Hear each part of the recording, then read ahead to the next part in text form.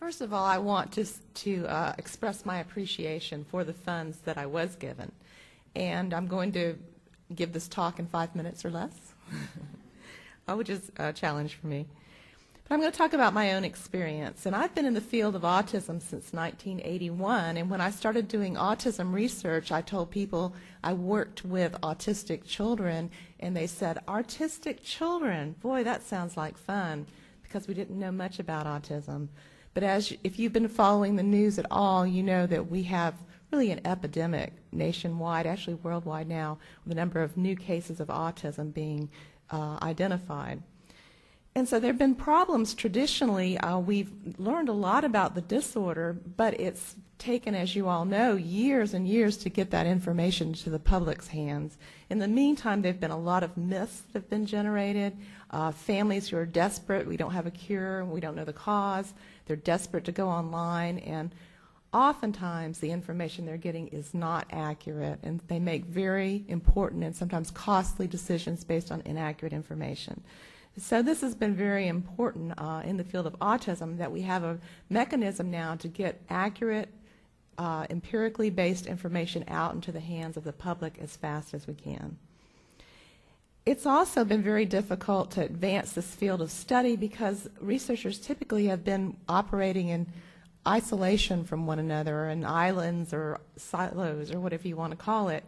And often it's extremely important to come together and to collaborate.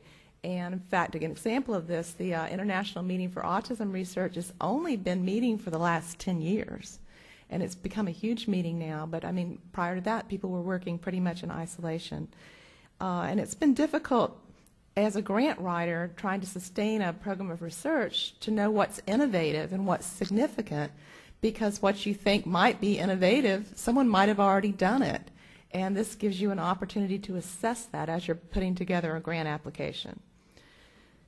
So I have been testing and developing and testing interventions to promote language development in autism.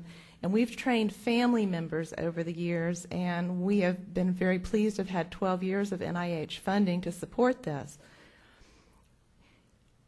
And I was very naive coming into this process, and I still am, but I realized there was an opportunity to publish the findings from our last R01 in open access, and I was very pleased to find that the dissemination's quick, and it's facilitated feedback from my colleagues very, very fast, and it helped me avoid delays in submitting the next grant because I had the information right there. I could link it right to my application.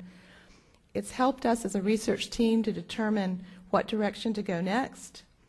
And I think what I like best is the families that we work with now have ready access to credible information rather than, again, relying on information that's not that credible. And I can tell families who've participated in our studies, look, you can go free of charge, find that article and see what came of it. And it reminds us all of the real reason for doing what we're doing. Yes, we're scientists, yes, we're researchers, but we want to improve the quality of life for people in this state and throughout the world. So, thank you.